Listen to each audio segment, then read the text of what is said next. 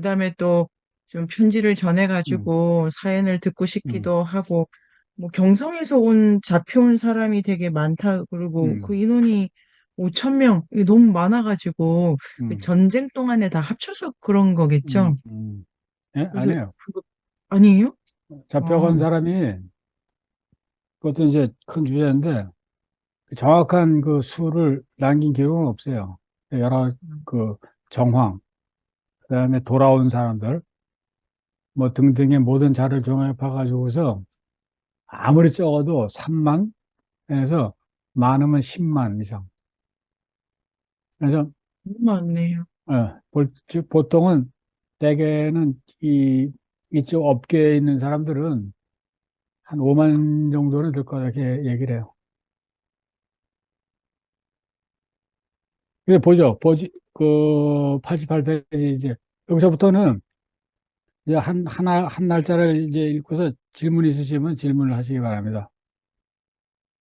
윤달 8월 22일인데 이날 맑았다. 날이 저물자 전기구가 만나 보러 왔고 전기구가 이제 중국 관리예요. 그 외장 안국사가 우리나라 사내에 임명을 시켜 사신을 만나보게 보내왔다. 근데 장수인데 안국사라고 그랬잖아요. 안국사. 안국사는 절 이름 같잖아요. 그죠?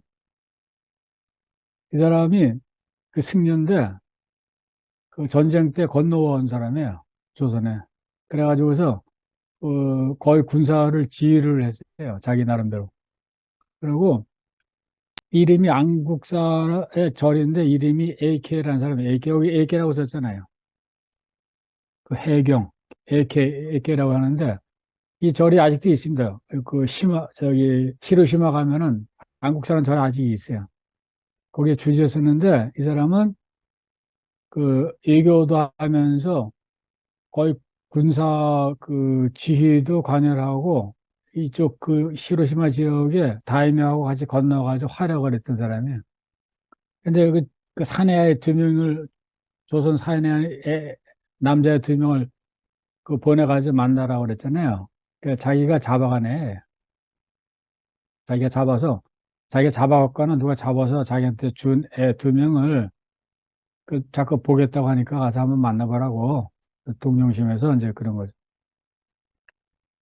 그다음에 25일 보면은 나중에 안국사가 다시 이명의 사내아리를 보내와서 통신사를 만나게 하였으나 하였는데 그다음 이제 알게 된 거 얘가 뉘지벤지를 하나는 김추의 아들 김홍매였고 근데 그의 아우 김추의 아우 그의 아우 그 김홍매의 아우는 김홍달이 그 안희주에 있다고 하였다.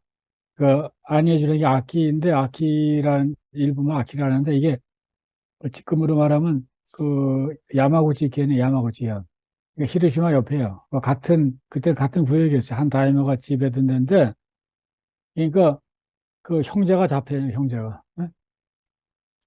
그래서 일본 애들이 와서 조선 사람들 잡아갈 때 누구를 선용했냐면은 나이가 어리고 한 사람을 선호를 했고, 첫 번째, 두 번째 여성을 선호해요, 여성을. 그 경제적 가치가 있다고 생각하기 때문에 주로 그 여성하고 나이가 어린 애들을 잡아왔어요. 근데 그 뒤에 보면 날이 저물었을 때 진주에 그 소성이었던 강이라는 자가 마침내 일본의 그 다이묘 중에 하나인데 처소에 있다가 찾아와 사신을 만나고는 고향 생각하는 것을 스스로 금치 못하자 통신사가 말하기를 내가 돌아가려고 생각하는 것처럼 모름지기 늘그 자기 그 주인한테 보이는 앞에서 울며 간청하면 다시 보내도록 하랄 것이다. 라고 하니까 네 했다 그러잖아요. 이게 뭐냐면 일단 잡아가면은 그 주인이 있는 거예요, 주인이. 그러니까 거의 그 재산 취급을 한 거예요, 물건 취급을. 그래서 그 주인을 주외라 그랬어요, 주외. 주인이 되는 외. 조선이 그렇게 불렀는데, 이게 아주 그 주인이 허락을 안 하면 갈 수가 없는 거예요. 아니면 팔거나 뭐 돈을 받고서 내주거나 하지 않으면 이제 그런 이제 구조를 이제 보여주는데 이제 이런 예가 이제 많이 나옵니다. 많이 나오는데 그 29일을 보면은 이날 저녁에 평조신이 박대근을 불러서 그 일렀다. 평조신이 누구냐면은 쯔시마에 외교나 뭐 교섭이나 전쟁 때 이걸 한 중심 인물 중에 한 사람이에요. 이 사람이 고니시키나가고 한 사람인데 박대근이 그 통사예요. 통사. 그러니까 번역관 일본어 불러가지고 금방 행장 정성이 관백이 이제 히데요시를 얘기하는데 행장 정성이 이쪽 그 외교의 핵심 브레인이었어야 돼. 다이묘이면서 이 오사카의 초소에서 와가지고 말하는데 히데요시가 이렇게 말했다. 관백이 히데요시입니다. 히데요시가 말했다. 뭐라면 당초에 우리가 중국과 통화하려 하였으나 조선이 맞고서 그 사정을 전하여 주지 않더니 군대를 일으킨 후에 16위경이 두 나라를 조정하여 전쟁을 그치게 하려는 데에 이르러서는 도리어 조선이 주문을 올려서 그것이 불가하다는 것을 극구 늘어놓았고 16위경이 일본과 한마음이라면서 번번이 미워하였다. 자, 여기까지는 뭐냐면은 우리가 중국하고 잘 지내려고 했었는데 조선이 그 우리의 뜻을 중국에 전해주지 않아가지고 조선을 쳤다는 얘기, 조선을 공격했다. 그 얘기를 하고 있는 거예요, 지금. 그 다음에 조선을 쳤는데 그 중국의 명나라에서 그 우리하고 너네하고 전쟁을 그치게 하려고 그 협상을 하고 있는데 조선이 그 협상을 못하게 방해를 했다. 그러고서 심리경을 미워했다. 이런 얘기를 하고 있는 거야. 이게 뭐냐면은 그 조선을 쳤는데 중국에서 이제 그만 싸우고 둘이서 사이좋게 지내라고 얘기를 했다. 했는데 조선이 그거 못한다고 계속 그 중국에 그 억지를 놔갖고 그 여섯 가지 일이 이렇게 됐다라는 얘기를 했다고 이제 얘기를 하는 거예요, 이 사람이. 그래가지고 이 천사가 탈출해 간 것도 뭐냐면 이 천사는 누구냐면 이종성이 먼저 중국 명나라에서 천사, 그러니까 그 사절을 보냈어요. 그 일본의 히데요시를 국왕으로 책봉한다는 일을 수행하게끔 그 이종성이라는 그 정사를 보냈는데 이 사람이 부산까지 왔다가 일이 이상하니까 도망갔어. 도망가가지고서 산속에 숨어 있다가 서울까지 와가지고서 중국으로 넘어갔어요. 그래서 급해가지고서 그 부사였던 양방형을 정사로 다시 올리고 그 밑에 있던 신유경을 부사로 해가지고 일본으로 보낸 거예요. 그 얘기를 한 거예요. 그것도 조선 사람들이 겁을 줘가지고서 선동했기 때문에 도망을 간 거다. 그 다음에 이 양방은 지금 중국의 정사가 바다를 건너오는데도 따라오지 않겠다가 발버둥을 치다가 인제에 왔다. 그러니까 통신사로 빨리 같이 오라고 중국하고 일본서 압력을 넣었는데 니네가 안 간다고 하다가 이제 늦게 겨우 출발해가지고 벌써 중국의 이 사들들은 저기 사카에 와서 기다리고 있었잖아요. 그죠? 근데 인제 왔다. 늦게 왔다. 그 다음에 이제 중요한 거는 그런 데다가 왕자를 보내오지 않았다. 조선의 왕자를. 이게 이렇게 이제 예의를 저기 이유를 든 거죠. 근데 여기서 이제 왕자가 가장 중요한 거예요. 여기 얘기하는 것 중에 조선에서 왕자를 보내지 않았다.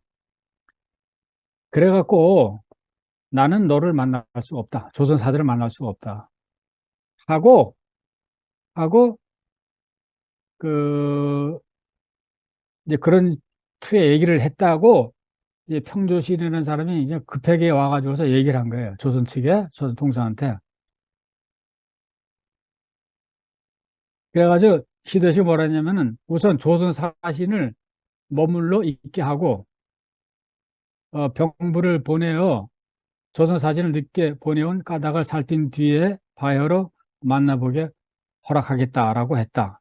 이게 뭐냐면 내가 지금 조선사신은 만나볼 수가 없으니까 그 이 명나라에 그 연락을 해가지고서 왜 조선사진이 늦게 왔는지 까닭을 알아본 다음에 그 다음에 조선사신을 이제 만나겠다. 이렇게 그 히데요시가 얘기를 했다. 이렇게 전하고 있는 겁니다. 이 얘기는 뭐냐면 조선사설이 여기까지 왔는데 히데요시가 만나주지 않겠다 하고 통보를 했다는 거를 지금 전해주는 거야. 근데 왜 만나지 않냐 하는 이유를 이 일본의 그 평조신이 몇 가지를 들어서 그 얘기를 해준 거야. 근데 이런 이유 중에서 이제 가장 중요한 게 왜 조선에서 왕자를 보내지 않았느냐 얘기를 했다는 겁니다. 이게 전부 이제 좀 수수께끼 같죠, 그죠? 수수께끼 같은데 이제 하나하나가 이게 다 이유가 있는 거예요. 다 이유가 있고 그 스토리가 이제 그 뒤에 줄줄이 엮여 있는 그런 겁니다. 우선 왜 왕자를 요구했냐면 이제 그걸 먼저 말씀드리면은 히데요시는 조선에서 명군하고 싸우니까 명나라 중국 군대하고 싸우니까 이게 자기가 이게 때려 뭐가 안 되는 거예요. 이게 전쟁을 깨끗하게 이길 수도 없고 그래서 중국하고는 화해를 하고 그다음에 조선만 상대로 해서 이제 싸우겠다 하는 그 이제 구도가 있고 그다음에 조선이 왕자를 스스로 보내주면은 전쟁을 좀 그만두겠다 이런 얘기를 하는 거예요. 근데 왜 왕자가 이제 히데요시가 필요하냐면은 일본서는 이 둘이 서로 싸울 때 국내에서 얘네들은 전쟁을 100여 년 이상을 계속 해왔잖아요. 이 둘이 싸우다가 상대방이 졌습니다. 나 졌습니다 할 때 하는 행위가 뭐냐면은 여기서 이 진 사람이 가장 소중한 그 사람을 인질로 보내주는 거예요, 인질로. 인질로 보내주면은 인질을 받고서 인질을 받으면은 얘가 복속했다는 증거가 돼요. 그러니까 네가 그 무릎 꿇고서 나한테 지고서 인질을 바쳤으니까 그 싸움은 끝난 거야.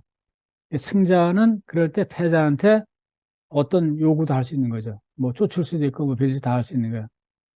그래서 히데요시는 이 전쟁이 자기 뜻대로 그 전개가 안 돼가지고 지금 엄청나게 골이 아팠어요. 아주 엄청나게 골이 아프고 이 전쟁에서 그 승리를 못하면은 자기가 그 사라져야 된다는 그것도 잘 알고 있었기 때문에 어떻게든지 이 전쟁을 이겨야 되는데 물리적으로 조선을 이길 수 있는 방법이 없는 거예요. 명나라도 와 있고 뭐 여러 가지 문제가 많아가지고. 그래서 히데요시가 나중에 그 희망을 걸었던 게 뭐냐면 조선이 왕자를 하나 보내주면은 왕자 하면은 왕의 아들이니까 가장 소중한 그 끈아풀이잖아요. 왕을 하나 보내주면은 그럼 자기가 인질로 생각해가지고 내가 이긴 걸로 그 국내에 선포를 하고서 전쟁을 종결시켰다는 거예요.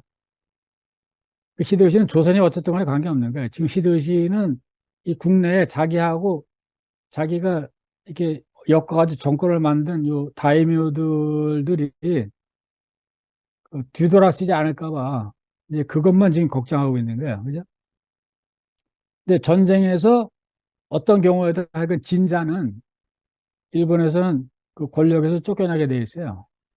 만약에 조선을 쳤는데 여기서 이기지 못하면은 자기 인생이 자기 그 정권이 그 어떻게 될지 모르는 그 불안감이 있었기 때문에 이제 그걸 해결하기 위해서 어쨌든 간에 자기가 전쟁에서 이겼다는 증거가 필요한 거예요. 증거. 그 증거로 계속 요구한 게 뭐냐면 왕자를 하는 사람 보내달라. 왕자를. 어? 그냥 눈 꾹 감고서 그냥 왕자 하나 보내라고. 보내면은 내가 잘 대해준다고. 보내라고. 그러면 이제 국내를 향해서는 봐라. 조선이 지금 무릎 꿇고서 인질을 하나 보냈다고. 국왕이. 자기 아들을. 그래서 내가 전쟁 이긴 거다. 이 전쟁은 우리의 승리를 끝났다 하고서 이제 자기의 그 정권을 더 강화해서 유지할 수 있는 거죠. 그죠? 그래서 이제 왕자 얘기를 하는 거예요. 근데 갑자기 그 사신이 히데요시를 만날 거라고 다 예상하고 일본의 이 측근들도 히데요시가 너네를 볼 거라고 다 얘기를 해서 끝까지 여기까지 데리고 왔는데 갑자기 29일 날 딱 그 통보를 한 거야. 못 만나겠다고. 조선사실 보지 않겠다고. 이제 그 다음에 이제 그 가면 이제 그 이유가 이제 조금씩 드러나는데요. 어, 9월 1일이죠. 이제 그 다음에 9월 1일. 9월 1일에 이날은 비가 오다가 그랬었다. 아침에 이유에게 이 사람은 중국 통역관이에요. 중국어를 하는 조선의 통역관인데 그 심천사 그러니까 중국의 남바투한테 그 보내가지고 소식을 알아보게 했는데 그 심유경이라는 사람이 중국 그 이 교섭하고한데 가장 중심 인물이에요. 몇 년 동안에 이 사람이 말하기를 뭐냐면 내가 그대들의 일을 위해서 조선을 위해서 이번에 오사카로 먼저 가서 관백을 만날 것인데 아마도 관백은 히데요시는 너네가 늦게 온 것을 좀 불쾌하게 생각하겠지만은 내가 잘 설득해 보겠다 하고 얘기를 했어요. 그러니까 아직까지 중국은 자기는 자기가 해보면 될 거라고 생각을 한 거죠. 그리고서 100페이지 끝에 그렇게 얘기하고서 두 중국의 사절은 오사카로 떠나간 거예요. 오사카로 떠나갔다. 왜 갔냐 하면은 거기서 이제 히데요시를 만나러 간 거예요. 그죠? 그 다음에 9월 2일 날, 9월 2일 날이 명나라 사절하고 히데요시가 만난 날이에요. 만났는데 이날 낮에 요시라가 소식을 전해온 거예요. 요시라는 일본 그 츠시마의 통역관이에요. 통역관인데 이 사람이 그 일본인 전체 중에서 당시에 한국말을 가장 잘했던 사람이에요. 그러니까 중간에서 왔다 갔다 하면서 이제 연락 그 역할을 많이 했는데 요시라가 와서 오사카에서 무슨 일이 일어나고 있는지를 조선 측에 전달을 해줬어요. 방금 그 평조신 자기의 상관인데 편지에서 말하기를 히데요시가 이미 명나라 사신과 서로 만나가지고 기쁘게 이야기를 나누고 그다음에 그 뭐 더 또 만나기로 했다. 분위기가 좋다 이런 걸 전해준 거예요. 근데 이 요시라는 일본이 재침을 했을 때 그 다음에 그 조선하고 어떻게 해결해 보려고 왔다 갔다 하다가 조선에서 서울까지 왔는데 요시라를 안 놔줬어요. 잡았어요. 잡고서 중국군한테 넘겼어요. 중국에서 얘를 그 북경까지 끌고 가서 전쟁이 끝난 다음에 일본의 포로를 황제 앞에서 60몇 명을 그 능지처참을 해서 죽였는데 그때 죽었어요. 이 사람. 요시라는. 여러 가지 스토리가 많아요. 자, 그 다음에 8월 2일 날 만난 거예요. 2일 날 만나. 뭔가 이제 오사카 그 성에서 무슨 의식이 있었던 거예요. 의식이. 이제 9월 3일 날. 근데 9월 3일 날 그 다음날 소식을 이제 들으니까 히데요시가 이미 책봉을 받았고 책봉이 뭐냐면 명황제가 히데요시를 일본의 왕으로 봉한다는 아까 그 고칙이라 그랬잖아요. 고칙. 그거를 이제 히데요시가 받아들고 그다음에 외장들 40명도 이 외장의 40명은 뭐냐면 여기서 가장 높은 자리에 있던 조선을 침략했던 그 다이묘들을 포함한 일본의 순위부예요. 그 사람들도 명황제로부터 뭔가를 받고 옷까지 받았다. 벼슬도 받고. 근데 그 다음에 그런데 이제 이렇게 이루어지고 있는데 이 재미난 게 경주의 아전이 이제 그 아전이죠. 아전이 부산에서 매, 팔상 및 표피, 표범 가죽, 그다음에 모시 여러 가지 물건을 가지고서 왔다. 선물이 이때 온 거예요. 선물이. 조선 사절에 선물이 있다 도착한 거야. 그러니까 조선사는 그냥 빨리 어떻게 서둘러가지고 하느라고 선물도 준비를 못한 거야. 근데 만약에 히데요시를 9월 2일 날 만났어도 이게 골치 아픈 거야. 선물이 아직 도착을 안 해가지고. 어? 근데 조선에서 선물이라고 하는 게 뭐냐면 매. 이 매가, 이 매는 그 당시에는 매 가지고 매 사냥하는 것이 중국, 조선, 일본에 거의 일상적으로 이루어지고 있던 때 이게. 그 매하고 근데 그 매 중에서 조선 매가 상당히 그 유명했어요. 새를 가장 잘 잡은 조선 매가. 그래서 조선 매를 다 원했어요. 일본서도 원하고 중국서도 원하고. 그다음에 이제 그 호랑이 가죽, 뭐 표범 가죽 이런 거에 못이 이런 걸 갖고 이제 선물을 들고 선물이 이제 온 거예요. 그다음에 9월 4일 날 그 명나라 사절이 오사카에서 이제 사카이로 왔어요. 그리고 일본의 이제 그 관리들하고 또 왔는데 그 일본 쓰시마의 평조신이 그 조선의 일본 통사한테 그 전하기를 뭐냐면은 내가 두 번이나 십류경을 뵙고 조용히 히데요시에게 알아듣도록 깨우쳐 그의 노용을 풀어달라고 했으나 심노야께서 여러 날 관백을 마주했으면서 아주 어려워서 한마디도 언급하지 않았으니 지금 지극히 한스럽소. 이게 뭐냐면 심리격이 자기가 히데요시 만나가지고 모든 걸 잘 얘기해서 해결한다고 그랬잖아요. 근데 막상 히데요시 만나고서 겁먹고서 한마디도 못했다는 얘기를 하고. 예? 이게 쫄아가지고서 한마디도 얘기도 못하고 이제 돌아왔다니까 이제 지금 이제 큰일 났다는 거예요. 큰일 났다. 그래서 이걸 어떻게 그 해결했으면 좋겠냐. 이 얘기를 하고 있는 거예요. 그러자 그날 저녁에 107페이지 보면 심유경이 그 자기의 그 부하를 보내가지고서 조선에 이제 전달한 거예요. 전달했는데 어제 히데요시가 나를 보고서 한 말이 뭐냐면은 그 내가 4, 5년 동안 힘들여 어, 애썼소이다. 당초 내가 조선에 부탁했는데 책봉해 주기를 요구하는 사실을 천주에게 아려 전해달라고 했으나 조선에서 기꺼이 들어주지 않았고 또 길을 빌려서 공무를 통하려 했으나 조선에서 허락하지 않았으니 나를 어긴 것이요. 그래서 군대를 일으켰습니다. 자, 이게 뭐냐면 내가 조선을 침략한 거는 이유가 뭐냐면 아내가 명황제로부터 왕의 책봉을 받고 싶고 공무를 갖다 바치고 싶은데 그 조선의 중간에 있어가지고 조선한테 내가 원하는 거를 좀 전해달라고 얘기를 했는데 조선에서 말을 안 들었다 이거야. 그래서 조선을 칠 수밖에 없었다. 이런 얘기를 하고 있습니다. 이제 다 거짓말이 이제 거짓말인데 그 그냥 이유인데 하여간 그렇게 얘기했어요. 그 뒤 그 신노야 당신이 왕래하면서 두 나라 사이의 강화를 일본하고 중국 도모해야 했는데 조선은 이거를 방해를 했고 그다음에 뭐 소설이 뭐 복잡한 게 있는데 그래서 군사를 청해서 단지 싸우고 죽이려고만 했어요. 조선은 화해를 안 하고 계속 그 싸우고자만 했습니다.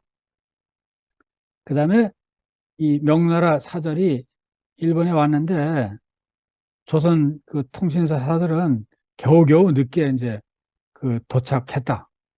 이런 이유를 또 댔고 그다음에 내가 일찍이 두 왕자를 풀어주고 돌려보낸 적이 있는데 한 놈이라도 와서 나한테 고맙다는 얘기를 안 해서 화가 굉장히 난다. 이런 얘기를 하고 있어요. 이게 뭐냐면은 임진왜란 일어났던 첫 해에 조선 그 국왕 선조가 북쪽으로 도망가면서 뭐 나라가 완전히 풍지박산이 나고 그냥 큰일 났으니까 어떻게 든지 군대를 모으려고 아들이 5명이 있었는데 그중에 2명을 뽑아가지고 너네가 같이 다니면서 사람들한테 잘 얘기하죠. 군대를 일으켜라고 이제 명령을 내렸어요.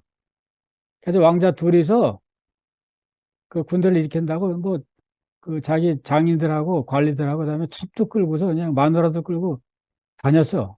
다니다가 조선의 한경도 사람들이 화가 나가지고서 왕자 둘을 잡아가지고 일본한테 넘겨버렸어요. 그래서 그 두 왕자가 가토키요마사한테 잡혀가지고 계속 있다가 부산까지 끌려왔어요. 나중에 일본 저기 왔다가 히데요시가 야 그 걔네들 그 조선에서 잡아가지고 넘겨준 거는 그 인질이 아니잖아요. 그죠? 인질이 아니니까 걔네들 그냥 그 돌려보내라고. 그래서 돌려보내줬어. 그런데 지금 그 얘기하고 있는 거예요. 그래서 풀어줬는데 그러면 풀어줬으면 한 놈이라도 와가지고 나한테 고맙다는 인사를 해야 되는데 한 놈도 안 왔다. 이게 뭐냐면 왕자를 이제 보내라는 얘기예요. 왕자 인질로. 그래서 굉장히 화가 나서 만나지 않겠다. 어? 그렇게 이제 얘기를 했다는 거예요. 이제 그러니까 그 지금 큰일 났다 이런 얘기를 한 거예요. 이제 그러니까 나중에 그 108페이지 끝에 보면 양천사는 말하기를 야, 지금 관백이 뭐, 그 히데요시 화가 나가 이런저런 얘기를 막 하고 있는데, 뭐, 그 문제가 해결되지 않겠느냐. 이렇게 이제 유를 한 거예요. 그러니까 이제 굉장히 급박하게 이제 지금 상황이 이제 돌아가고 그 있는 거죠. 그래가지고 9월 5일이 되니까 그 사카에 내려온 이제 그 중국의 그 사절들이 있잖아요. 히데요시를 만나고 온 사절한테 그 승려, 일본의 승려 세 사람이 왔어요. 와가지고서 그 뭔가를 그 의논을 한 거야. 중국 사절하고. 근데 그 승려가 왜 왔냐면은 이 중국의 사절이 요구를 해서 세 명이 들어온 거야. 세 명이. 뭐를 이제 그 중국 사절이 요구를 했냐면 그 히데요시가 너를 왕으로 봉한다는 명나라 황제의 임명장을 받았으니까 감사 편지를 좀 써라고. 감사 편지. 그게 사의 회사 표문이에요. 표문. 이게 이제 절차예요. 그 왕으로 봉한다는 고책을 임명장을 주면 반드시 받은 사람은 그 고맙습니다 하고서 그 주문을 써야 돼요. 사의를 표하는. 그래서 그거를 받아가지고 가야지만은 중국 사전의 임무가 끝나는 거예요. 그걸 못 받으면 말짱 허당이에요. 그렇잖아요. 그래가지고 중국에서 이제 얘네들은 책봉하는 문서는 줬으니까 그 책봉을 받아가지고 고맙다는 편지를 시대에서 받아와야 되는데 그게 답서인데 답서. 안 준 거야, 히데요시가. 그러니까 그 욕을 해가지고서 그 세 사람의 승려가 왔어요. 이 세 사람의 승려는 히데요시 정권의 외교에 탑에 있는 사람들이에요, 탑. 일본은 당시에 외교에 관계되는 그 탑 권력자들은 전부 불교 승려였어요, 승려. 그래서 이 세 명을 오라 그래가지고 세 명한테 이제 부탁을 한 거예요. 그러니까 이 다이묘들이 이 승려 세 명을 보더니 막 버선발로 나가가지고 막 맞이하고 막 마차도 끌고 막 그랬다고 이제 여기 나와 있잖아요. 이 승려들이 전부 교토에 가면은 지금도 있는 그 유명한 절 있잖아요. 쇼코쿠지, 난젠지, 도후쿠지, 텐류지 이런 데에 있는 그 승려들입니다. 이게. 이 사람들이 선생들인데 일본의 외교, 무역 이런 거를 꽉 잡고 있던 사람들이에요. 엄청난 권력을 행사했던 사람들이에요. 그 일본 그 도쿄 가면, 교토에 가면 절도 크잖아요. 그 큰 이유가 이 중세 때, 요때 어마어마한 부를 그 축적한 곳들이에요, 이 사람들이. 새 승려가 이제 그 떠나갔어요. 떠나갔는데, 그 하여간 감사하는 그 답서를 이제 그 의논을 한 거예요. 근데 결국은 그 답서를 여기서 이제 못 받아요. 못 받는데, 못 받고, 그러면서 이 승려들이 갈 때, 그 중국 측에서 편지를 한 장을 줘요. 이 편지를 시도시한테 전달해 달라고. 자, 그 다음에 이제 그렇게 이제 일이 전개가 된 거죠. 그 다음에 이제 6일. 6일이 가면은, 자, 이날, 이 일본의 고니시 유키나가 그러니까 마사나리, 그 정성, 그 다음에 삼성, 미츠나리라고 이제 이 다 히데요시 정권의 탑 그 브레인들이 권력자들인데 이 사람들이 전부 오사카에서 왔어. 그 다음에 한밤중에 스시마에 시게노부도 이제 그 숙소로 이제 다 왔어요. 와가지고서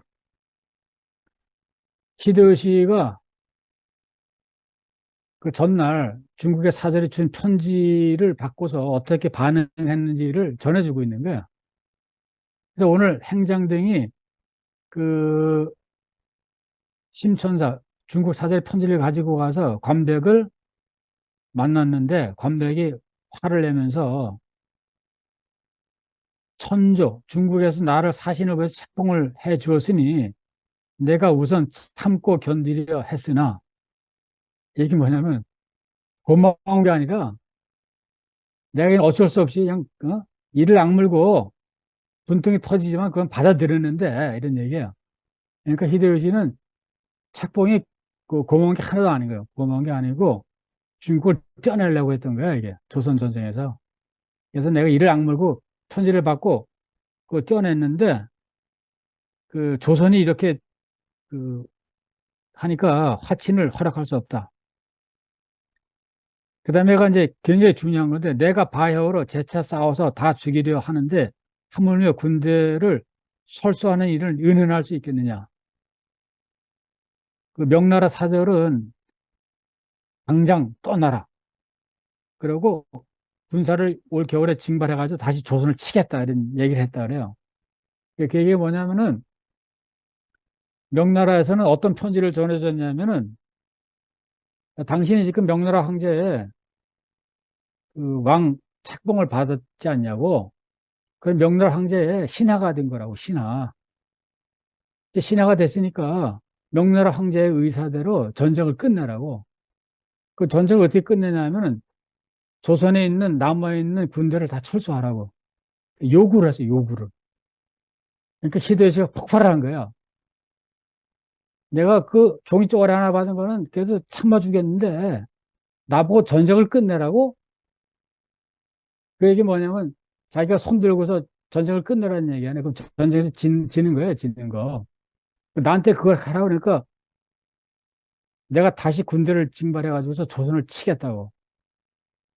그래서 여기서 그 한 게 실현된 게 그 다음에 정유재란입니다, 정유재란.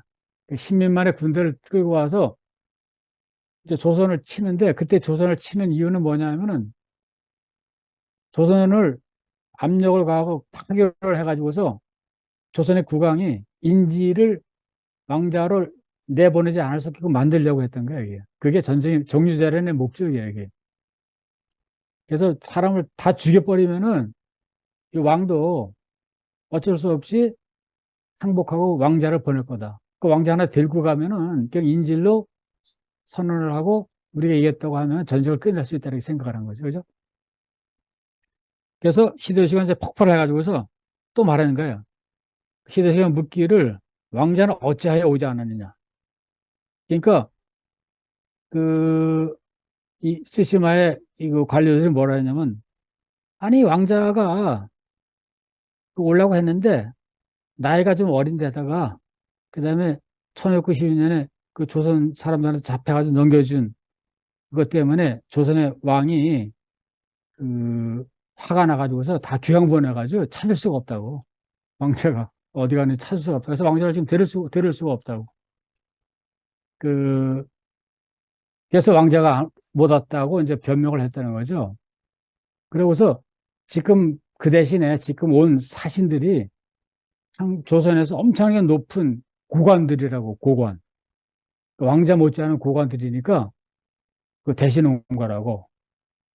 그 얘기했더니 뭐 히데요시가 이제 그거 듣겠어요?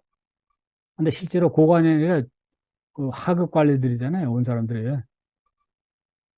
그러니까 그러면서 히데요시가 다 죽인다고 그러니까 그 조선 사신들을 다 죽인다고 그러니까 이 히데요시의 막녀들이 막 그 말린 거예요.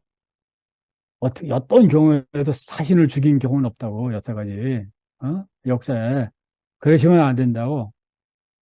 그러니까 히데요시가 그거까지는 그건 받아주고 그러면은 떠나라고. 그 중국 사절하고 일본을 떠나라고. 그러면서 이제 그 118페이지에 어떤 정보를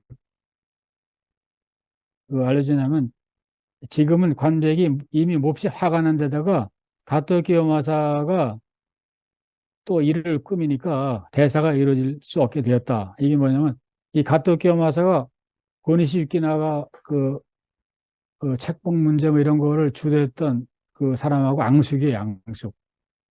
그래가지고 그걸 계속 이제 방해를 하고 뭐 등등 했는데 요 기회에 그 가토키요마사가 히데요시대 뭐냐면 걱정 말라고.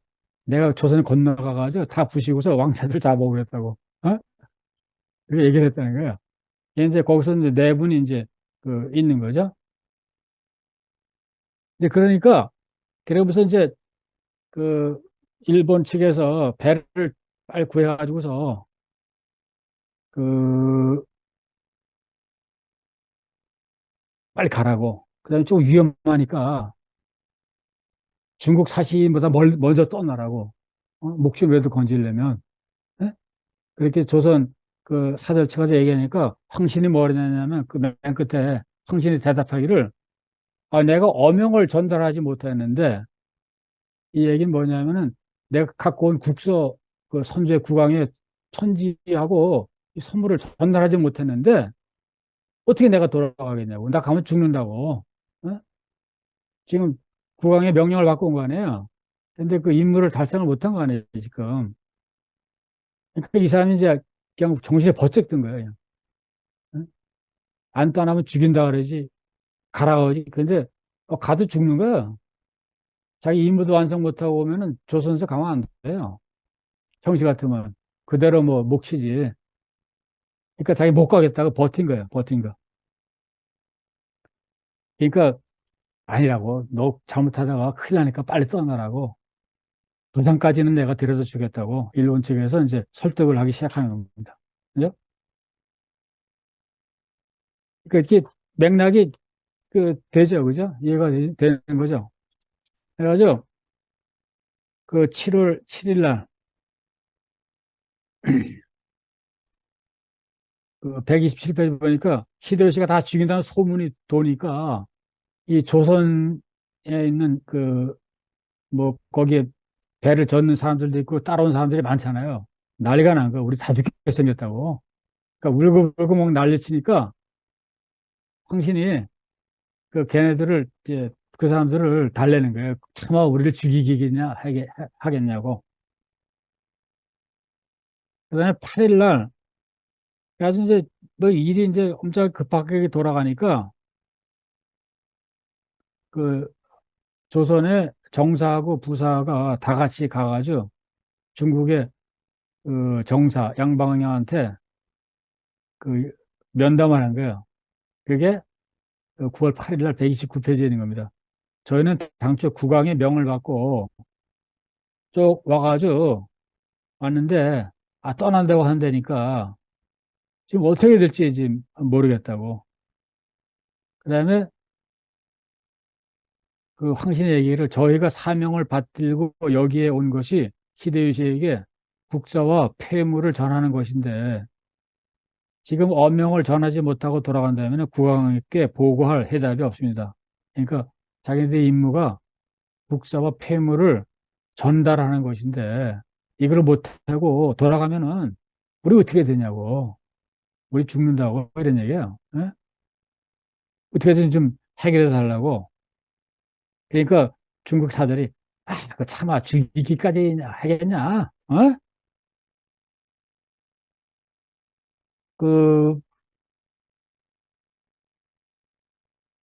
그, 만약에 지금 히데요시가 국수를 바꿔서 그걸 찢어 발기고 너네들 거기서 때리고 했다면은 어?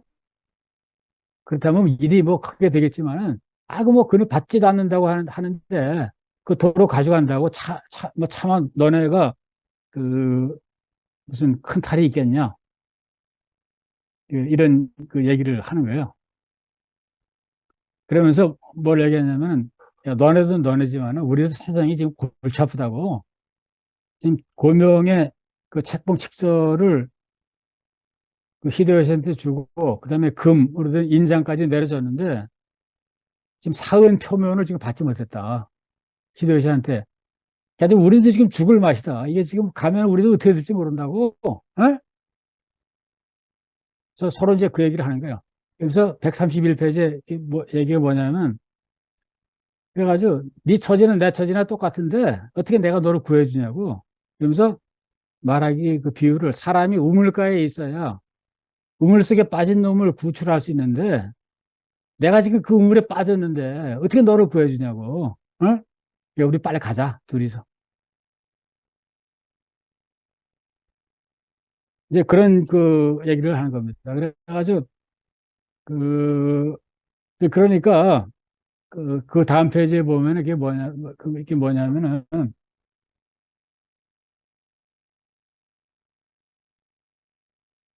그럼 마지막 수단이 뭐냐면 히도시한테 어떻게든지 그 가서 한국에 그 조선에 가가지고 왕자를 보내도록 어떻게 좀 해보겠다고, 어? 히데요시한테 얘기하라고. 그럼 혹시 그 히데요시가 들어줄지 모른다고. 그러니까 황신이 뭐냐면 어떻게 내가 왕자 얘기를 내 입으로 하냐고, 어? 내 국왕도 아닌데 왜 그 얘기했다 나는 뭐, 왕자 영, 영자 그 왕자 저기만 입에 내도 나는 끊는다고 이제 그런 얘기를 하는 겁니다. 그래서 하여간 이렇게 이제 깊하게 돼서 결국은 떠날 수밖에 없게 돼 있었어요.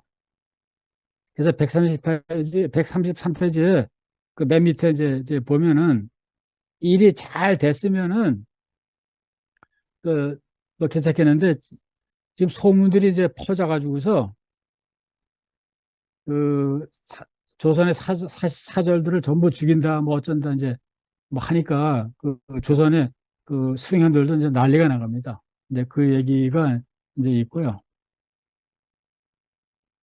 그 얘기가 되죠, 그죠? 음.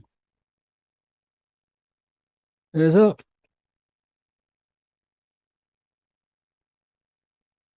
149페이지에 이제 9일 그 다음 날 날이 밝아서 그 중국 사절이 이제 돌아가는 배에 오르니까 조선의 통신사령도 어쩔 수 없이 이제 배에 그 올랐다 이런 얘기입니다.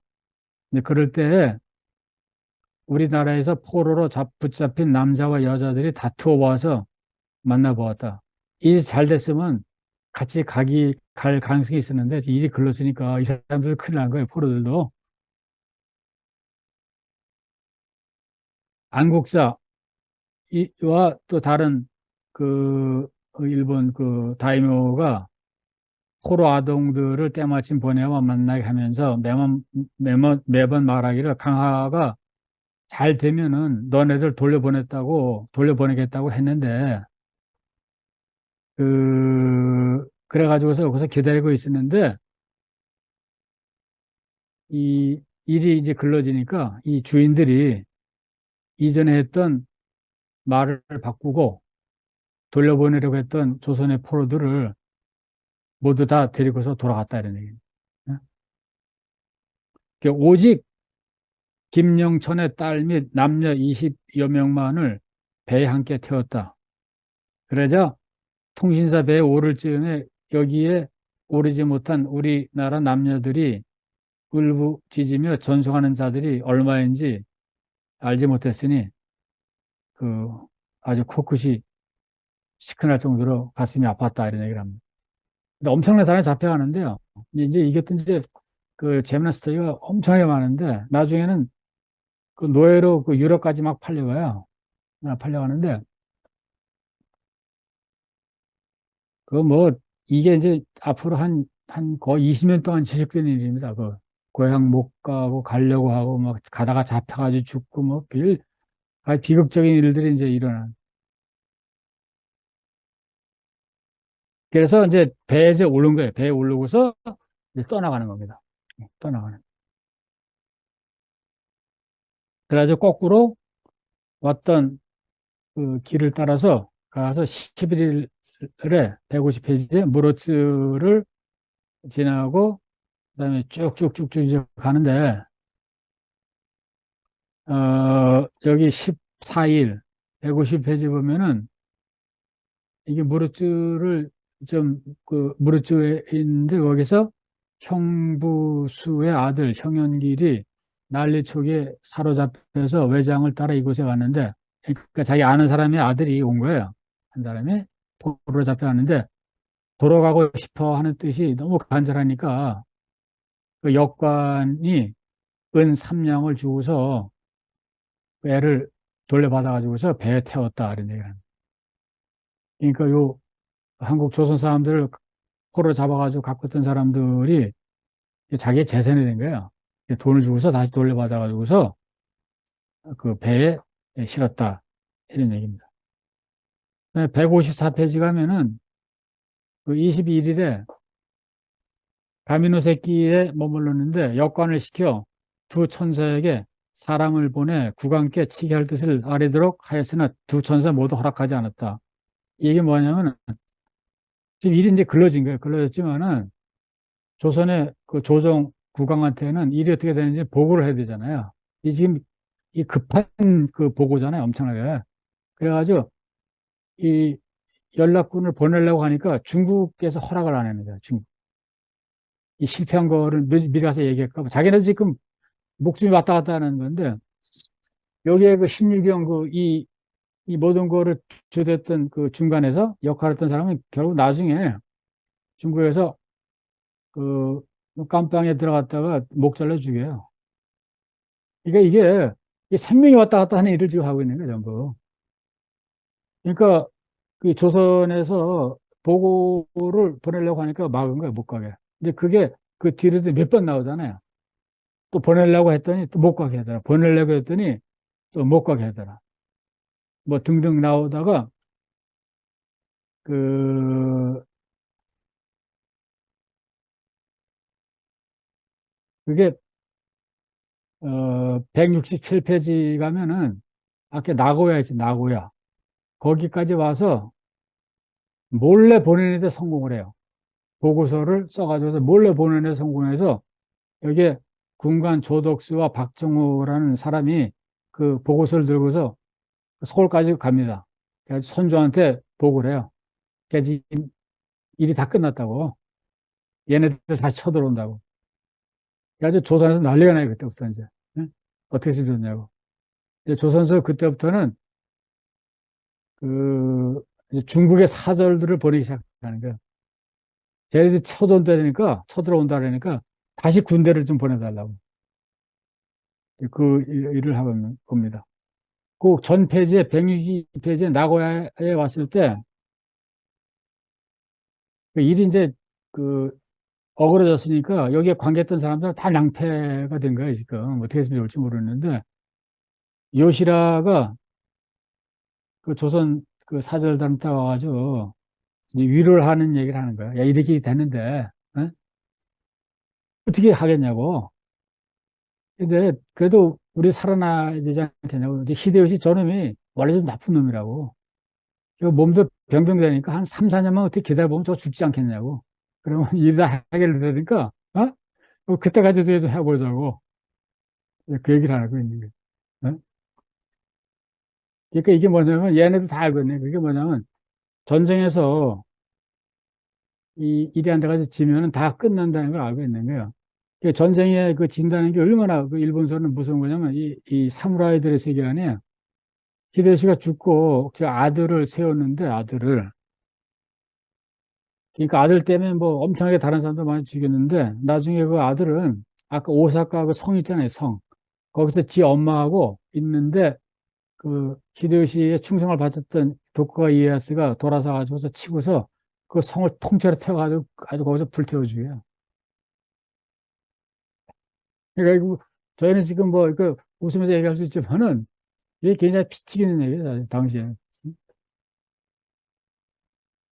자, 그래서 그 다음에 173페이지 오면은 츠시마까지 왔어요. 와가지고서 뭐 그 뒤에 뭐 여러 가지 일들이 있고 위로하고 난리가 치는데 그 츠시마에 와서 그 바람이 제대로 안 불어가지고서 거의 뭐 한 달 거기서 머물러요. 한 달을 머무르다가 근데 이제 겨우 이제 가는 거죠. 겨우 가는데 그 11월 달은 거의 츠시마에서 보내고 쭉 있다가 189페이지 11월 23일 부산으로 이제 건너가려고 츠시마 북단에서 중국의 사신들은 배를 출발시키는데 한 20리 정도는 못 가지 못해가지고 바람이 거꾸로 보니까 겁신하니까 다시 되돌아왔어요. 근데 조선의 사신들은 끝까지 가보자고 그냥 격구들을 술을 미기고서 뭐 날을 쳐가지고 노를 진 거야. 져가지고서 뭐 다 죽는다고 날을 쳤는데 하여간 끝까지 노를 져가지고서 밤중에 부산에 도착했어요. 그래서 부산에 도착한 거예요. 도착했지만은 근데 이 사람들은 그 빈손으로 온 거죠. 그러니까 그 다음 날 24일 날 중국의 사신들은 아직 안 왔잖아요. 여기 부산에. 그러니까 자유롭지. 그러니까 금방 이 보고를 써가지고 조선 국왕한테 올린 거야, 이제. 예? 이 자초지종을. 그 이때 자세한 그 보고를 합니다. 이렇게 돼가지고서 이렇게 됐다고. 지금 큰일 났다고.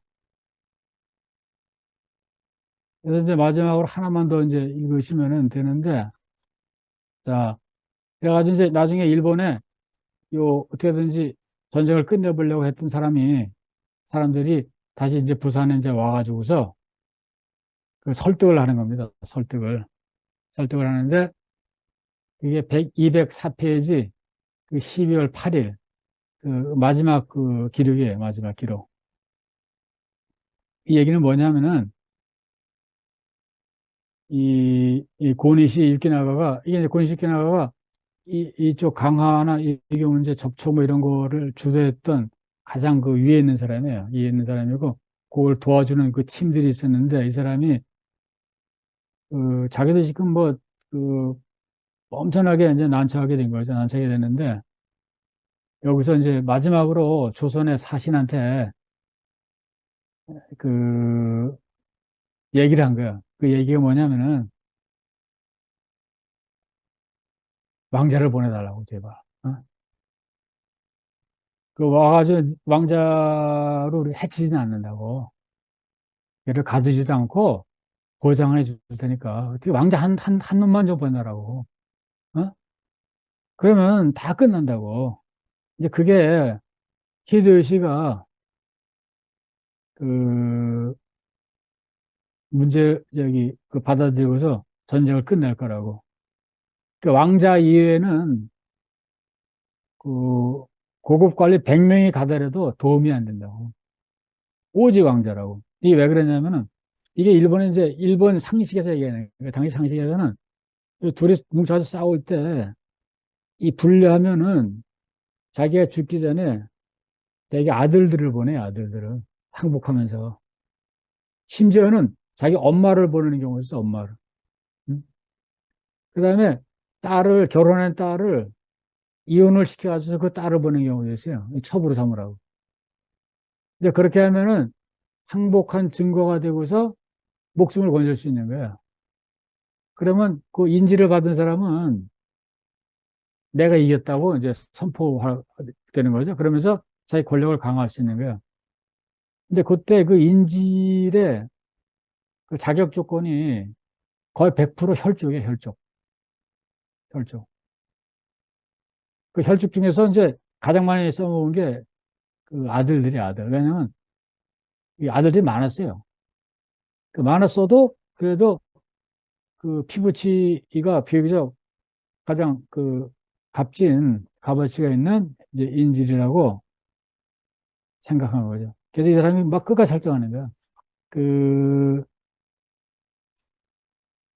너네 국왕이 아무리 왕자를 사랑한다 할지라도 만백성이 있지 않냐고. 그냥 눈을 질끈 감고 가슴이 아프라도 그냥 꾹 참고 한눈 보내라고. 어? 그래 설득하라고. 그러면은 그 문제가 다 해결될 거라고.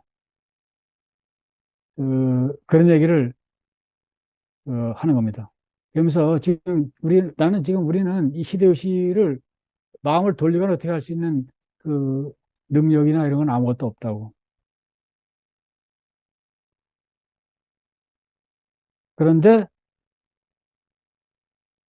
그 조선의 신하들은 왕에 관한 거는 입 밖에 낼 수가 없어요. 그건 뭐 거의 그 성역이기 때문에 왕자를 보내? 뭐 그게 만약 한마디만 했으면 걔는 아마 삼족이 말할 거야, 삼족이. 이제 그렇게 해서 이제 사달이 이제 끝이 나는데 이게 이제 황신의 기록이라고 이제 여태 알려져 있는데 제가 이제 자세하게 보니까 이 상신의 기록이 아닌 경우가 많아요. 황신이 이렇게 말했다 하고 이렇게 하면서 기록한 것도 있고 뭐 등등 있어가지고 이게 아마 그 같이 일행 중에 비서 같은 사람이 뭐 막아고서 기록하지 않았나 아니면 상신이 기록한 거를 나중에 좀 추가를 하지 않았을까 아마 등등 해가지고 아직까지 그 저자가 누군지는 뭐 확인이 사실은 안 되고 있습니다. 그래서 이 통신사 이 일은 이제 끝났는데 이 자료가 이제 왜 중요하냐면은 이 왕조실록이나 어디 있는 것들은 또 나중에 다 그 편찬이 된 거예요.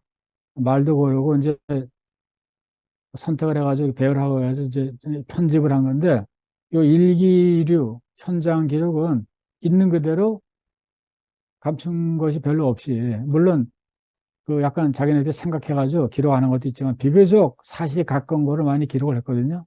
그래서 역사학에 있어서는 요 일기 자료 이런 것이 아주 최고급 자료입니다. 이게 최고의 양질의 이제 자료가 되는 거예요. 그래서 통신사 기록을 할지 연행사 기록들이 이제 그 가치가 있는 거죠. 그 나름대로. 거기에 이제 뭐 그 분식하는 것도 있어요. 분식하는 것도 있지만 비교적 예컨대 왕조식을 할지 문집이라 할지 뭐 이런 것들보다는 어 이제 가치가 있고 이것도 일종의 일기라고 할 수 있잖아요. 일기. 근데 임진왜란 그 기간 동안에 현재 남아있는 일기가 한 50여 종이 있어요. 50여 종이. 그래서 이제 그 일기가 이쪽 임진왜란 연구에 있어서는 이제 굉장히 소중한 이제 자료군이 되는데 최근에 발굴된 것도 많고 뭐 그런 상태입니다. 그래가지고 그 뒤에 뭐 있지만은 이제 일단 여기서 이제 그 질의응답 서로 얘기를 좀 나눠보기로 하시죠. 너무 재미있으셨죠? 음, 그래도 뭐 소감이랄까? 아니면은 질문 있으시면 좀 이렇게 조금 더 나눠도 되겠죠, 원래. 음. 저는 음, 이렇게 음, 재밌게 읽지를 못하고, 음, 되게 느긋하게, 어, 어디 다녀오시고, 그 다음에 뒤에는 이렇게 이제 돌아오는 길에 누가 음, 대접하려고 일본 쪽에서 막 이렇게 와서 이렇게 좀 드시라고 하고, 아니, 지금 그걸 먹을 수가 없고, 그래서, 이렇게 고집이 세시구나, 요 정도로 생각을, 어, 개인적으로 음, 황신이라는 그 분의 개인적 음, 성적, 뭐 음, 성품, 이렇게 음, 읽고 말았는데, 지금 들으니까 여기가 거의 그, 다리 뻗고 잠잘 수도 없는 그렇죠. 그런 상태였구나. 이게 음, 너무 음, 재밌다고 하면 안 음. 되지만 너무 재밌었습니다. 네. 그러니까 이게 겉에서 일어나는 것들은 평범하게 보이는데 뭐 그 왜 이렇게 이런 얘기를 했을까 뭐 저런 얘기를 했을까 하는 의문을 가질 수 있지만 잘 안 보이는데 그런 것을 생산해내는 그 구조는 밑바닥에 있는 거죠. 그건 안 보이는 거죠. 거기는 제도가 있고 어떤 그 구조가 있고 그래서 그거를 이제 연관시켜가지고 이해를 하면은 이제 그걸 우리가 이제 그 컨텍스트라고 하는데 맥락이라고 하는데 안 보이던 것들이 이제 보이는 거야.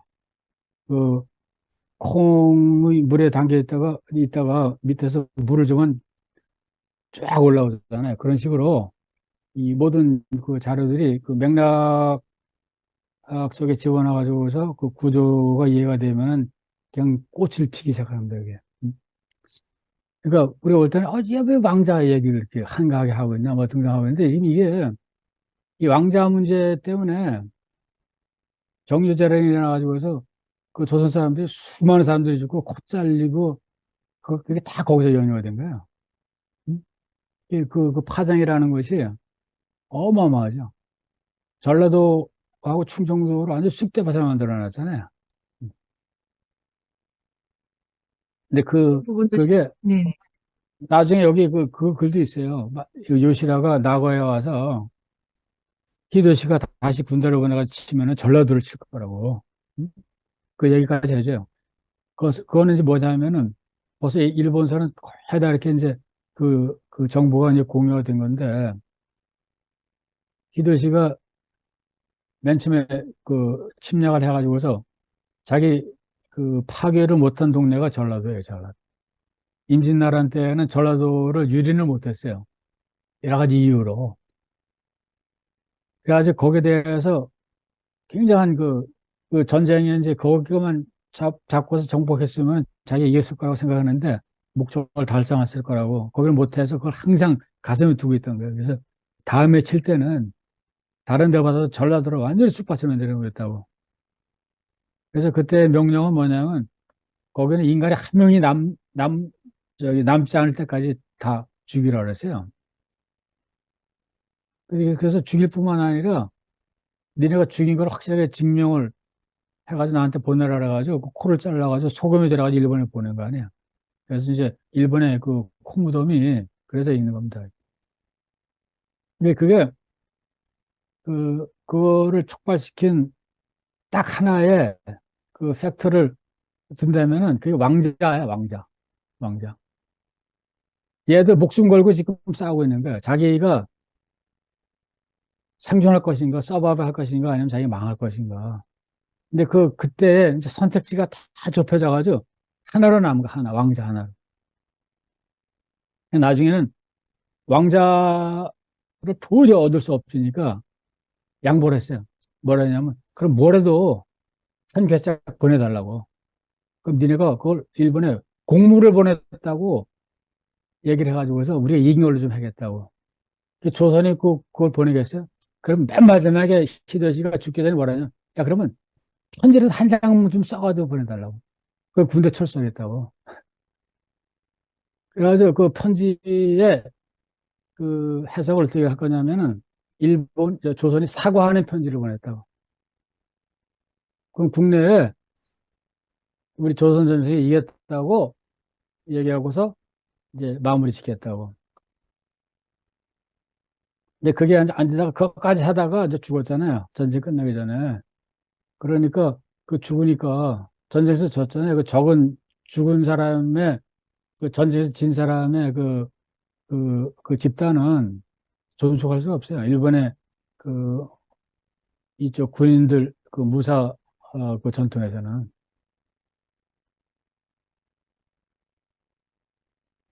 그러니까 여기 왕자 얘기가 이게 계속 나오는 거예요. 말하자면.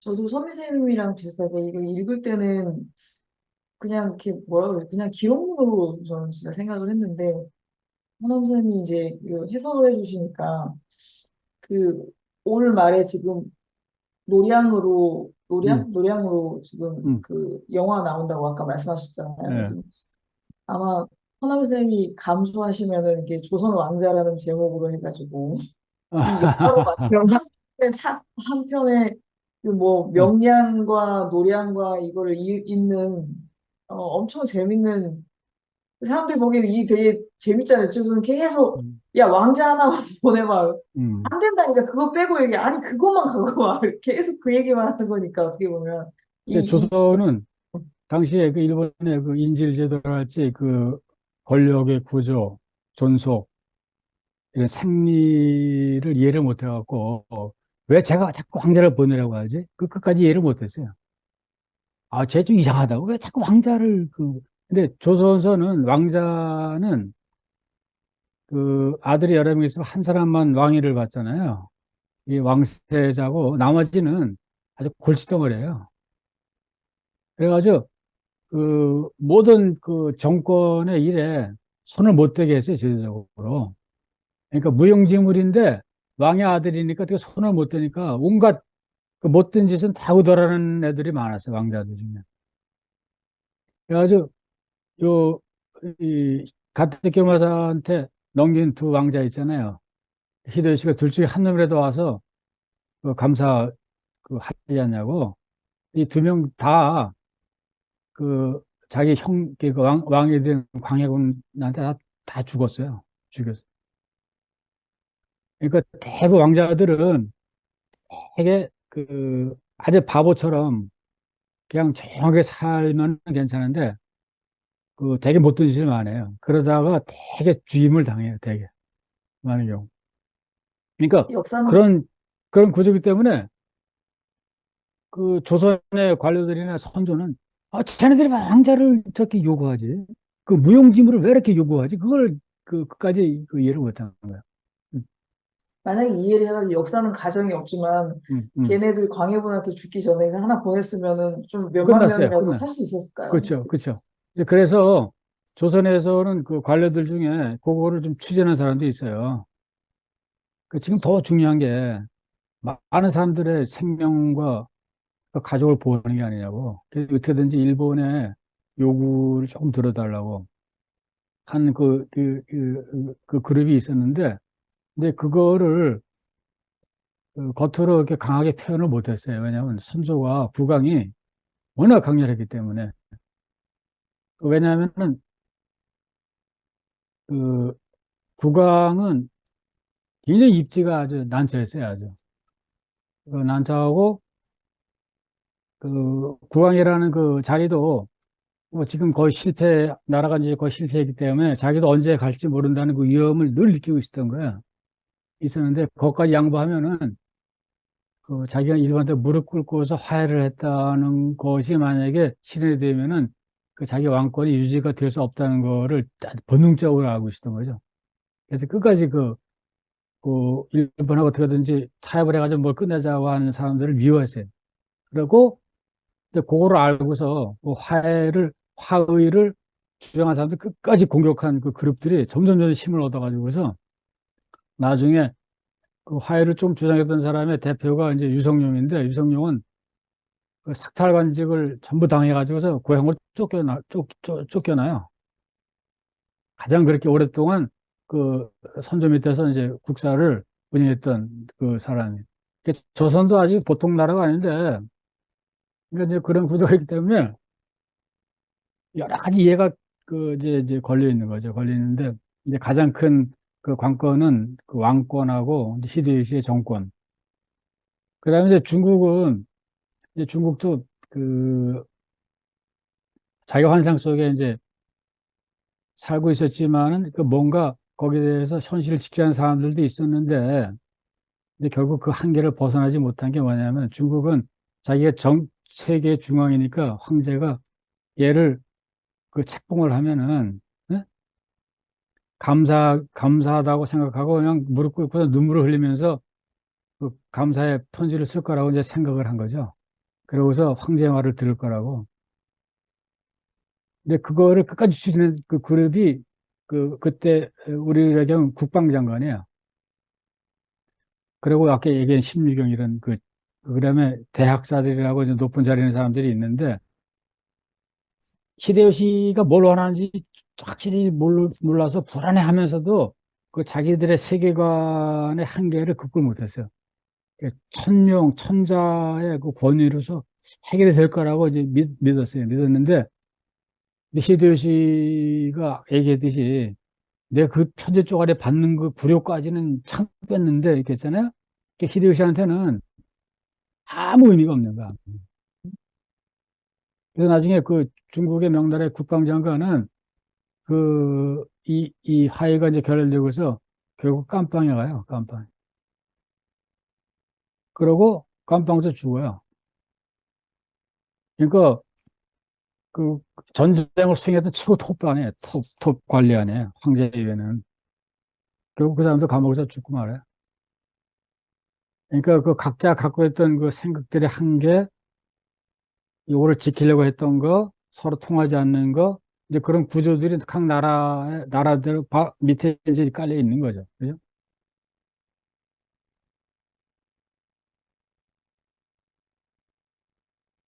근데 이건 이제 이거 단편적인 거고, 또 이 단편도 나름대로 스토리가 있는 거고, 이 주제가 엄청나게 많이, 이제. 그 인간의 모양들, 뭐, 국가들의 모양, 관료들, 권력이 어떻게 운영되고, 그다음에 여기서 피해본 사람들 이야기 뭐 등등 해가지고.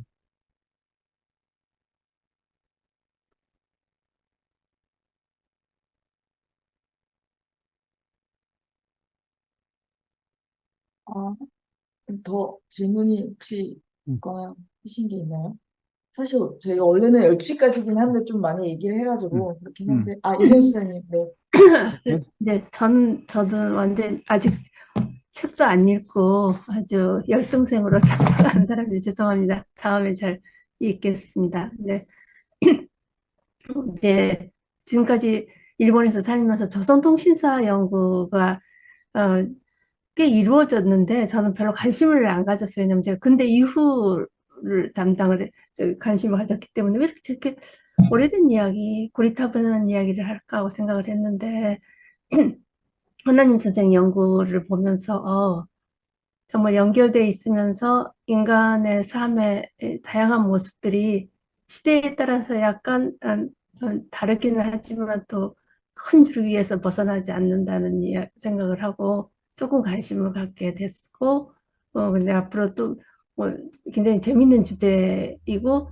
근데 이후에 지금도 보면 바이든하고 우리 한국 정부하고 그 일본 지금 정부하고 하는 그 행태를 보면은 아마 오늘 이야기를 들으신 다른 분들도 이렇게 되는 부분들이 있을 거예요. 그래서, 아, 이렇게 해서 그 파워, 권력이라는 게, 국제관계라는 게 이렇게 움직이는 거구나 하는 거하고, 또 하나의 그 권력이 정말 큰 권력의 욕망들이 이 세상에서 태어나서 소중한 삶을 갖고 태어난 사람들의 생명을 간단하게 부셔버리고 만다.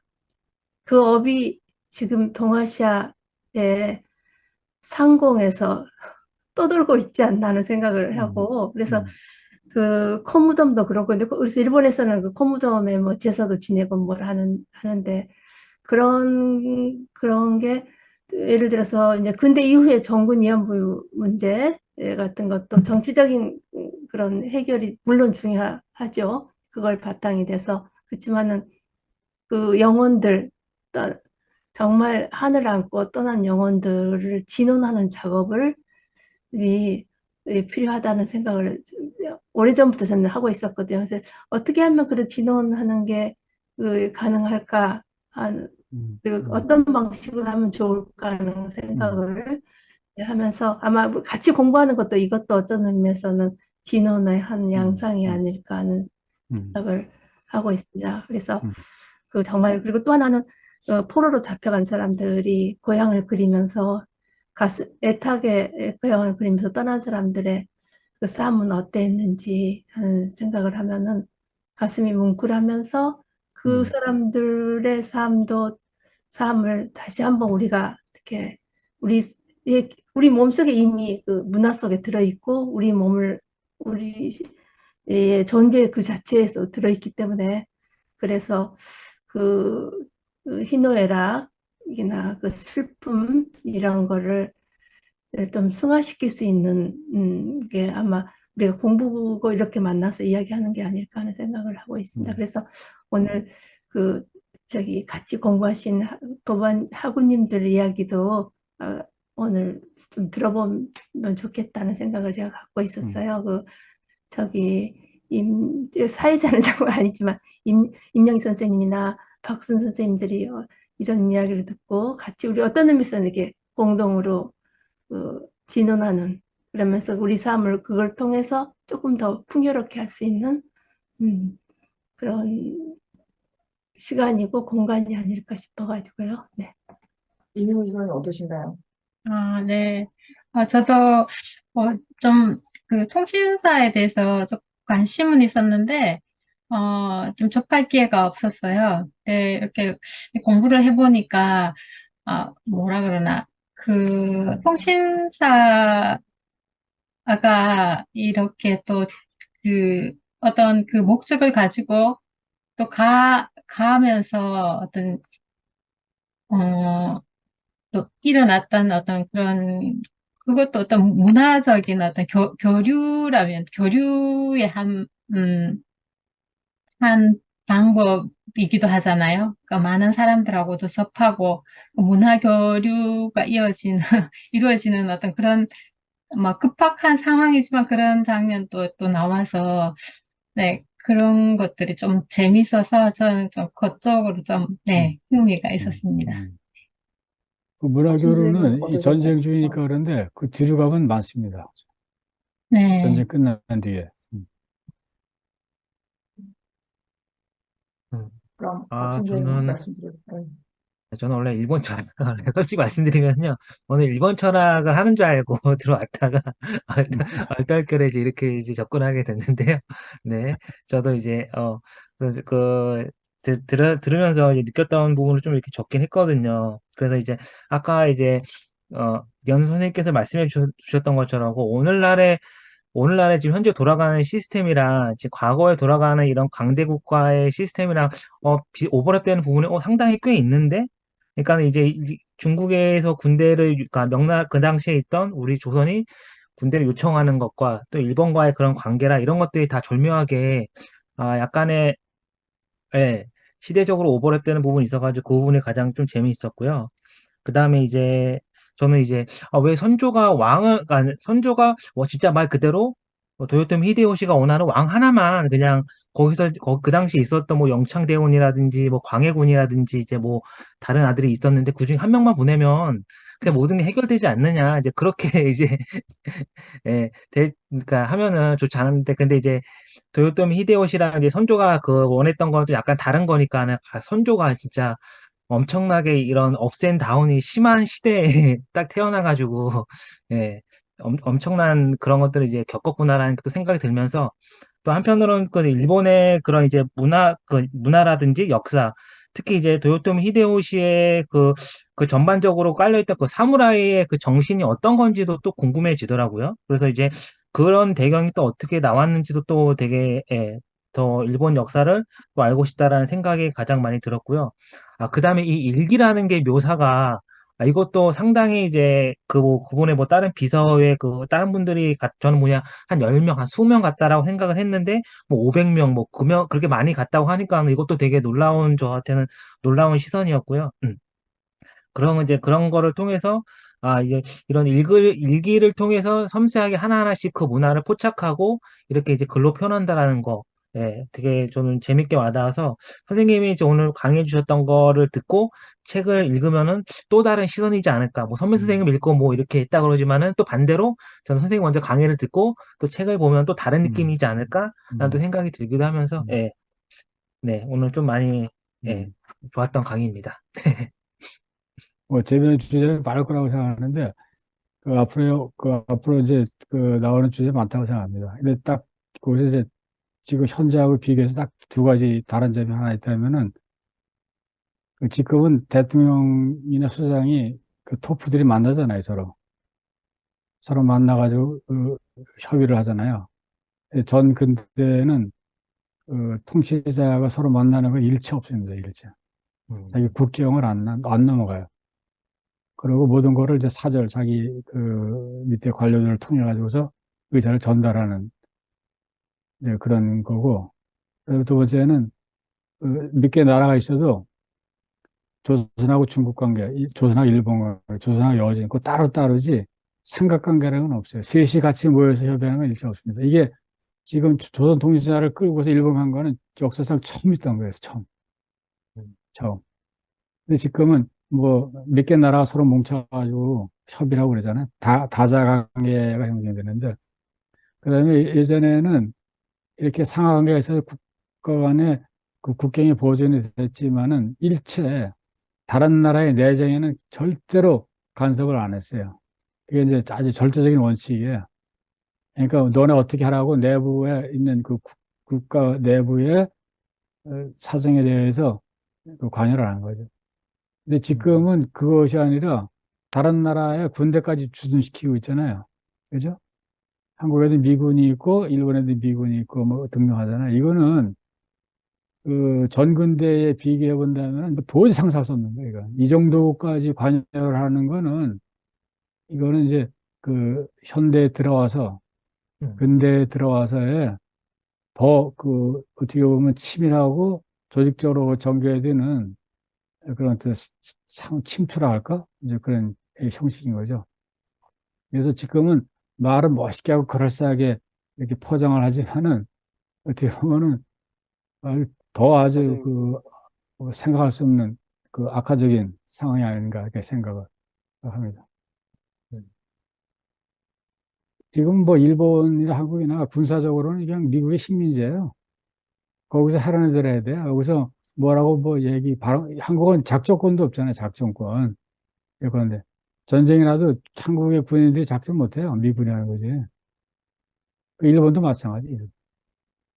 그러니까 예전에 그 상하관계가 있으면서 하여튼 그럴싸하게 뭐 말은 이렇게 복잡한 것 같지만 그 내부의 서로 독립성이랄지 자립성, 자율성은 엄청나게 강했어요. 근데 지금 이제 많이 변한 거죠. 근데 일본이 예컨대 그렇게 변한 거는 결정적인 게 뭐겠어요? 조선도 한국도 변한 게 전쟁이에요, 전쟁. 전쟁이 진다는 거는 일본은 옛날 같으면 미국의 식민지가 돼야죠. 원래 또 영원히. 그냥 군대 주둔시키고서 그냥 꼭두가시처럼 얘기한 말들하고 맺는 걸로 끝낸 거예요. 그냥.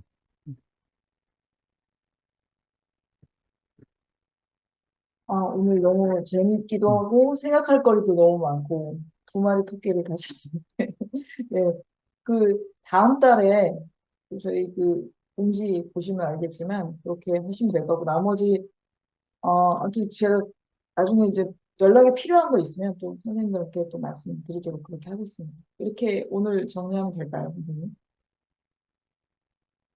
네, 아, 네네. 네, 그럼 감사합니다. 그럼 뭐 조금씩 해나가면 재밌는 게 좀 있어요. 네네네. 네, 다음 달에 다시 음, 제가 네, 한번 안내 드리고 이렇게 시작하도록 네, 하겠습니다. 그러면 네, 오늘 수고 많으셨습니다. 네. 편안한 밤 보내십시오. 예, 감사합니다. 예, 감사합니다. 네, 감사합니다. 감사합니다. 선생님, 따뜻한 밤 되세요. 수고하셨습니다. 네, 네, 좋은 주말 네, 되세요. 네. 네이버 검색창에 인문공간 세종을 검색하세요.